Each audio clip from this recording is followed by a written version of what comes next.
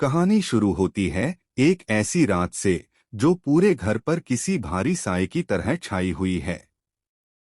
हवाएं तेज चल रही हैं, जैसे वह खुद भी जानती हों कि सुबह होते ही कुछ बड़ा होने वाला है। हवाओं की सरसराहट के बीच हवेली के आंगन में रोशनी तो बहुत है, लेकिन दिलों में अंधेरा किसी गहरे कुएं जैसा बैठ चुका है। इसी खामोशी को तोड़ते हुए एक पल आता है जहां कहानी तेज मोड़ लेने वाली है। देव अपने कमरे की खिड़की के पास खड़ा है। रोशनी उसके चेहरे पर पड़ रही है, लेकिन उसके भीतर का अंधेरा किसी को दिखाई नहीं देता। उसकी आंखों में जो बेचैनी है, वह सिर्फ एक ही बात कह रही है, सब कुछ गलत हो रहा है और मैं इसे रोक नहीं पा रहा। घर के बाकी हिस्से में तो मानो शादी का मेला लगा हुआ है। हर तरफ फूलों की सजावट, चमचमाती लाइट्स, ढोलनगाड़ों की आवाजें, नाचते गाते मेहमान। लेकिन उस भीड़ में बस एक ऐसा चेहरा है जो बिल्कुल फीका, उदास और टूटा हुआ नजर आता है। वह सिर्फ देव है। पार्वती का सच सामने आता है। उसी समय अचानक हवेली के बीचों बीच एक हलचल सी मच जाती है। सबके कदम एक ही दिशा में रुक जाते हैं। वहां खड़ी है पार्वती। उसकी आंखों में डर, हिम्मत, दर्द और उम्मीद सब कुछ साथ देखा जा सकता है। वह धीमे कदमों से आगे बढ़ती है और इतनी भारी भीड़ में भी उसकी आवाज साफ सुनाई देती है। मेरी और देव की शादी असली नहीं थी। यह सिर्फ एक मजबूरी थी, एक समझौता।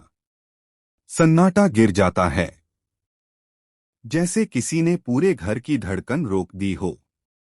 लोग एक दूसरे की ओर देखने लगते हैं, कुछ हैरान, कुछ गुस्से से भरे और कुछ बस समझ नहीं पाते कि यह सब अचानक कैसे हो गया।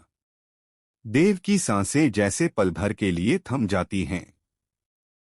वह हिलता तक नहीं, बस आंखें पार्वती पर टिक जाती हैं।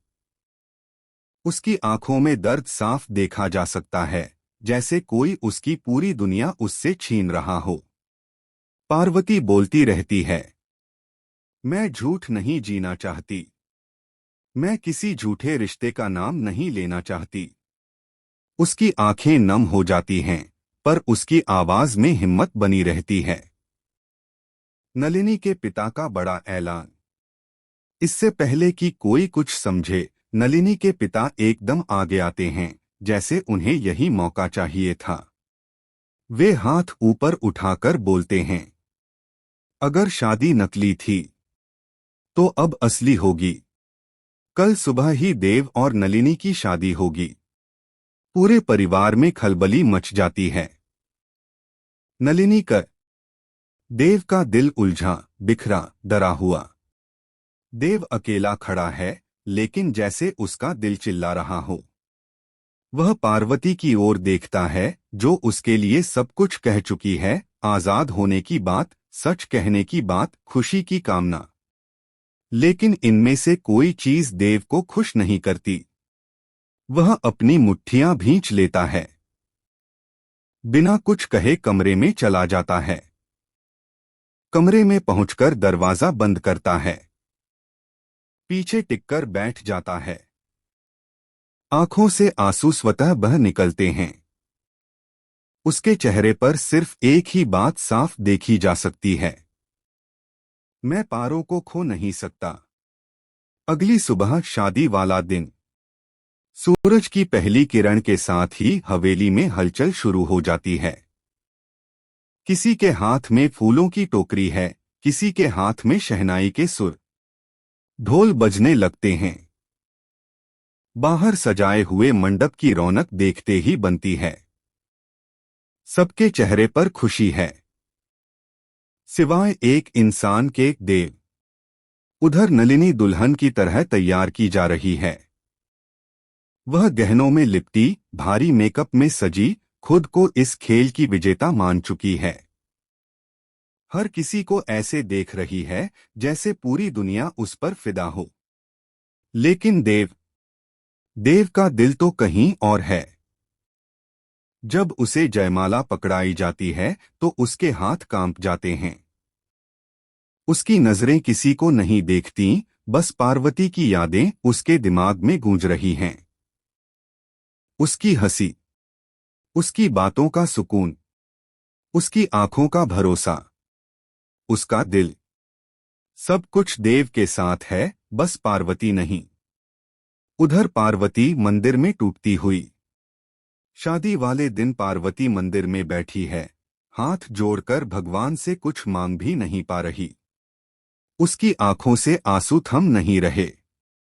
वह खुद से बार बार पूछती है, क्या मैं सच में देव को खो दूंगी हमेशा के लिए?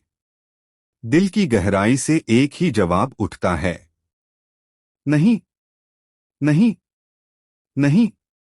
वह अचानक खड़ी हो जाती है। चेहरा गीला है, लेकिन आंखों में तूफान है। वह दौड़ती है, पूरी ताकत से, जितनी तेज उसके कदम कभी नहीं चले। एक ही मंजिल, देव। मंडप में आखिरी पल। मंडप में पंडित जी शुभ मुहूर्त बता रहे हैं। अब माला बदलने का समय है। नलिनी मुस्कुराते हुए आगे बढ़ती है। देव खड़ा है, लेकिन जैसे जमीन में गड़ा हुआ। उसके कदम नहीं उठते, हाथ कांपते हैं, दिल धड़क नहीं रहा, बस टूट रहा है। तभी तभी अचानक मंडप के दरवाजे पर एक परछाई नजर आती है। सबकी नजरें उसी तरफ जाती है।